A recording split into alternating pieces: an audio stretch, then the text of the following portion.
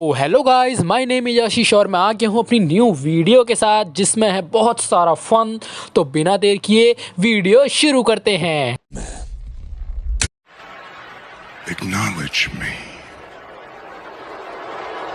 तो गाइस आज के वीडियो हम बात करने में डब्ल्यू कुछ 5 ऐसी चीज़ों के बारे में जो कि कभी भी शायद डब्ल्यू में पॉसिबल नहीं हो पाएगी। तो चलो नंबर 5 पे सीधे चलो। तो नंबर 5 पे है गाइस हमारे सैमी ज़ेन। और गाइस सैमी ज़ेन को अगर मैं लेके बात कर रहा हूँ तो सैमी ज़ेन की आपको पता है कि स्टोरी है ब्लड लाइन, जजमेंट डे, इनके साथ ही बहुत तगड़ी चल रही है। पहले सैमी ज़ेन इतने वैल्यूबल थे लेकिन जब से वो ब्लड लाइन में जुड़े तब से उनकी बहुत ज़्यादा फैन फॉलोइंग हुई, उनकी बहुत ज़्यादा फैंस पसंद करने लगे। रोमन से भिड़े, वो जे से भिड़े, मतलब बहुत अच्छे से मूवमेंट दिए, फिर वो अनडिस्प्यूटेड टैग टीम चैंपियन बने। तो अगर आपको एक चीज़ पता हो तो जब सैमी ज़ेन एक टाइम पे, जब 2-3 साल पहले का एरा था सैमी ज़ेन का, तो उस टाइम पे सैमी ज़ेन के लिए एक मेमे बनाया जाता कि बंदर क्या जाने अदरक का स्वाद। अब ये इसलिए भी मेमे बनाया जाता है, आपको पता है कि वर्ल्ड चैंपियनशिप से सैमी ज़ेन को दूर रखा जाने वाली फीलिंग थी। मतलब सैमी ज़ेन को डब्ल्यू कोई भी टाइटल हमेशा कभी भी नहीं दिलवाई थी, लेकिन फिर भी गाइस वो 3 बार इंटरकॉन्टिनेंटल चैंपियन रह चुके और 1 time undisputed tag team champion रह चुके और 1 टाइम एनएक्सटी चैंपियन रह चुके। लेकिन गाइस पॉसिबिलिटी ये है कि अब उनको चाहिए वर्ल्ड टाइटल, क्योंकि आपको पता है कि जो केविन ओवंस है वो जा चुके हैं स्मैकडाउन पे, तो यहाँ पर वो रह गए अकेले। तो वो सीधे सीधे यही बात कह रहे हैं कि अब मैं वर्ल्ड टाइटल की रेंज में आ चुका हूँ। लेकिन मुझे लगता नहीं कि 2-3 साल तक मुझे लगता है कि भाई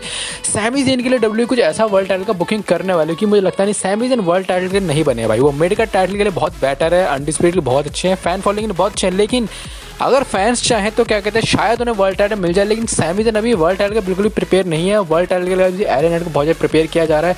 वैसे अगर मैं कहूँ तो गंथर को प्रिपेयर करते तो ज़्यादा बेटर होता है, कि गंथर एलन नाइट से थोड़ा वैल्यू में ज़्यादा ही ऊपर चल रहे हैं। तो आपको भी ये बात पता है कि लॉन्गेस्ट जाएगी इंटरकॉन्टिनेंटल चैंपियन है मॉडर्न एरा के, मतलब मॉडर्न एरा के, तो पूरे लॉन्गेस्ट जाएगी इंटरकॉन्टिनेंटल चैंपियन हिस्ट्री के बन चुके हैं इस फर्स्ट एवर। तो वो चीज़ तो बहुत बड़ी बात है। लेकिन जो फर्स्ट एवर क्वेश्चन यही है कि व्हाट इफ वाला सीन, कि भाई कभी भी मुझे लगता नहीं पॉसिबिलिटी कि सैमी ज़ेन को वर्ल्ड टाइटल कभी डब्ल्यू में मिलने वाला है। तो चलते हैं कैसे नेक्स्ट चीज़ के ऊपर। चलिए गाइस हमारे United states champion Rey Mysterio को लेके, भाई रे मिस्टीरियो एक ऐसा बंदा है डब्ल्यूडब्ल्यूई का, मुझे लगता है मतलब हर कोई फेस हील बनता है, लेकिन रे मिस्टीरियो एक ऐसा सुपरस्टार डब्ल्यूडब्ल्यूई का लगता है जो कभी भी बंदा हील बना ही नहीं डब्ल्यूडब्ल्यूई में। उसे सिर्फ एक फेस की तरह, एक लेजेंड की तरह डब्ल्यूडब्ल्यूई में रखा जाता है। मतलब जिसको भी हील बनना होता है, ज़्यादा से ज़्यादा बुरा फील कराना था अपने आपको, तो उसे कहते हैं रे मिस्टीरियो के ऊपर अटैक करवाए थे या रे मिस्टीरियो से लड़वाए थे। चाहे वो सेथ रॉलिंस हो, बैरन कॉर्बिन हो या केरिन क्रॉस हो, कोई भी उनको सीधे से रे मिस्टीरियो भिड़वा देते। तो ये सीन ये है कि भाई डब्ल्यू कभी पॉसिबिलिटी नहीं चाहेगी रे मिस्टीरियो को हील बनाया जाए, क्योंकि अगर रे मिस्टीरियो को हील बनाया जाएगा तो उनका बिजनेस थोड़ा सा खराब हो जाएगा। क्योंकि रे मिस्टीरियो एक ऐसी पर्सनालिटी डब्ल्यूडब्ल्यूई की जो एक तरीके से जब कोई भी ना बचे कहता है एक हीरो बनने के लिए, तो रे मिस्टीरियो को सामने खड़ा कर देते हैं, क्योंकि वो ऑन हीरो एक बन के डब्ल्यू को बहुत अच्छे से संभालते हैं। और क्या अभी तक उन्होंने संभाले भी, आज से शायद 20 साल उन्हें भी हो चुके डब्ल्यू में, तो उन्होंने डब्ल्यू को बहुत कुछ अच्छा टाइम दिया अपना, वो भी फेस बन के। जबकि आपने जॉन सीना देख लो, रैंडी ऑर्टन, कितने बड़े बड़े फेस देख लो, वो कभी ना कभी डब्ल्यू में हील बने ही है। रोमन ने इस टाइम पे डब्ल्यू का फेस है, लेकिन वो अभी के टाइम पे हील है। जॉन सीना अभी के टाइम पे फेस है। तो एक टाइम ऐसा जब स्टार्टिंग में ही जॉन सीना अपनी हील करके एंट्रेंस करी थी, रैंडी ऑर्टन हील बन के रहते थे, अंडरटेकर हील बन के रहते थे, तो बहुत बड़े बड़े सुपरस्टार है। लेकिन रे मिस्टीरियो एक ऐसा सुपरस्टार हमेशा रहेगा जो कि कभी भी डब्ल्यूडब्ल्यूई में हील नहीं बन सकता। तो आपके क्या थॉट्स है, आप मेरे कमेंट से जरूर बताएं कि आपको भी लगता है कि रे मिस्टीरियो को कभी हील बना सके डब्ल्यूडब्ल्यूई के प्लान में सही रहेगा या फिर नहीं। तो अब चलते हैं नेक्स्ट स्टोरी की तरफ, जो है गाइस हमारे बैरन कॉर्बिन को लेके। मतलब डब्ल्यूडब्ल्यूई में बहुत सारी चीज़ें आई, बहुत सारी बड़ी बड़ी स्पेशल मूवमेंट है, बहुत सारी स्ट्राइक्स टूटी, अंडरटेकर का रिकॉर्ड रेसलमेनिया का टूटा, रोमन रेंज तक यहाँ तक पिन हुए, गंथर के टाइटल भी उनके हाथ से 832 दिन बाद यूनाइटेड किंगडम चैंपियनशिप गई थी। बहुत बड़े बड़े मूवमेंट हमें देखने को मिले।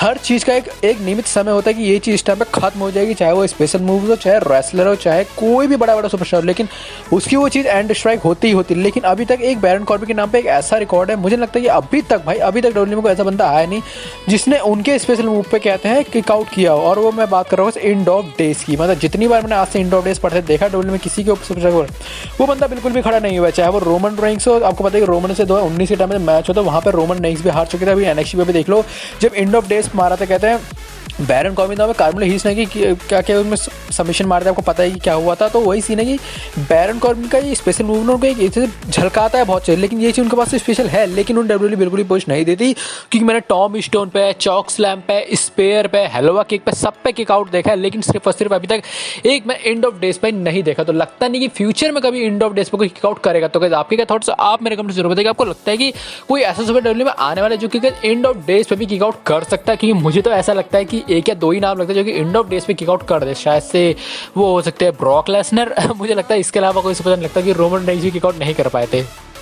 और अब चलते हैं नेक्स्ट स्टोरी की तरफ, जो है guys हमारे बीस्ट ब्रॉक लेसनर को लेके। भाई ब्रॉक लेसनर का शुरू से लेके लास्ट तक का जो करियर डब्ल्यू में रहा है या यूएफसी में रहा है, कहीं भी रहा है, उनका एक ही करियर रहा है कि उनको सिंगल रन में डब्ल्यू में लेके आया। ना ही उन्हें अनडिस्प्यूटेड टाइटल मिले, ना टैग टीम टाइटल, ना यूएस टाइटल, ना इंटरकॉन्टिनेंटल चैंपियनशिप, क्योंकि वो एक तरह से वो हैवीवेट टाइप के बंदे, वो किसी के साथ मिलकर भी काम नहीं कर सकते टैग टीम में, या फिर उनके किसी के साथ भी कोई इतने पावरफुल बंदे बन चुके हैं वो कभी मिड टाइटल में कभी आएंगे भी। तो ऐसा सीन बीच में लग रहा था कि जब गंथर के सामने लग रहा था गंथर के साथ ब्रॉक लेसनर की फाइट हो सकती है रेसलमेनिया में, पिछले वाले में या रॉयल रंबल में, तो इंटरकॉन्टिनेंटल चैंपियनशिप मिलेगी। लेकिन ऐसा हमें दूर दूर तक कहीं देखने को नहीं मिला, क्योंकि इंटरकॉन्टिनेंटल चैंपियनशिप और यूनाइटेड चैंपियनशिप ये दोनों ही जो टाइटल है ये ब्रॉक लेसनर की वैल्यू से नीचे है। कि ब्रॉक लेसनर ठहरे वर्ल्ड टाइटल वाले बंदे, क्योंकि वो जिस हिसाब से उनकी वैल्यू है डब्ल्यू में, जैसे और सुपर ब्रॉन स्ट्रोमन को एक तरफ पे हमें इंटरकॉन्टिनेंटल चैंपियनशिप दिलवाई थी, तो हो सकता है कि 10 साल पहले हमें अगर ब्रॉक 10 या 12 साल पहले अगर ब्रॉक मिड टाइटल मिलता तो सही था, तब तो ठीक था। लेकिन अभी के टाइम में जैसी वैल्यू है ब्रॉक लेसनर की, भाई वो महीने में तो आते हैं रिंग में, साल में 2 या 3 में शक्ल दिखाते हैं,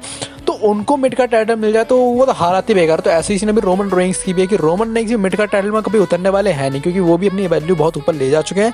तो ये एक ऐसी चीज़ है कि डब्ल्यू में कभी भी पॉसिबल नहीं हो सकती कि हम कभी भी सपना देखें कि ब्रॉक लेसनर हमारे इंटरकॉन्टिनेंटल चैंपियन है, ब्रॉक लेसनर हमारे यूनाइटेड चैंपियन है, और क्या कहते हैं और भी टाइटल ऐसा हो सकते हैं मिड कार्ड के जो कि ब्रॉक लेसनर कभी नहीं मिल सकते। तो चलते हैं सीधा नेक्स्ट एंड फाइनल स्टोरी की तरफ, जो है हमारे greatest of all time John Cena को लेके। भाई जॉन सीना का एरा डब्ल्यू का एक ऐसा एरा है जो कि 16 बार वर्ल्ड चैंपियन डब्ल्यू के रहे। लास्ट उनका टाइटल था वो 2017 के रॉयल रंबल में एजे स्टाइल्स को हरा के उन्होंने लिया था, और उसके बाद हमें लगा उसी के 1 महीने बाद या 2 महीने बाद ही हमें उनसे टाइटल हटते दिख गया था। लेकिन हमें लगा था चलो ठीक है, जॉन सीना के लिए 17 वर्ल्ड चैंपियन बनने की अपॉर्चुनिटी और आई है कि हमें नेक्स्ट ईयर में हमें उन टाइटल उनको मिलते दिखेगा।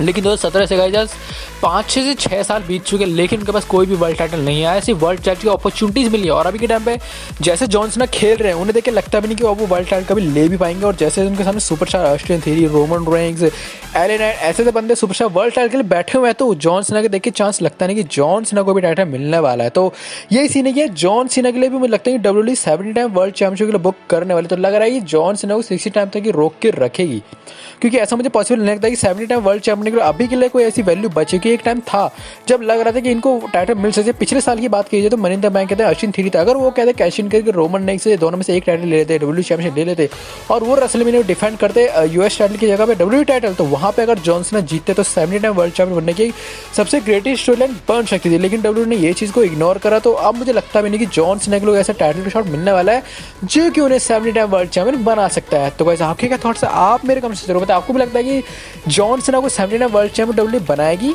या फिर नहीं? आप मेरे कमेंट सेक्शन में जाके मुझे जरूर बताएं। तो आज की वीडियो में यहीं तक। अगर आपको वीडियो अच्छी लगी हो चैनल को like comment share and most button subscribe करे जाना, क्योंकि आपका एक्स्ट्रा मिले बहुत इंपॉर्टेंट है। तो मिलते हैं जल्दी नेक्स्ट वीडियो में। Thanks for watching.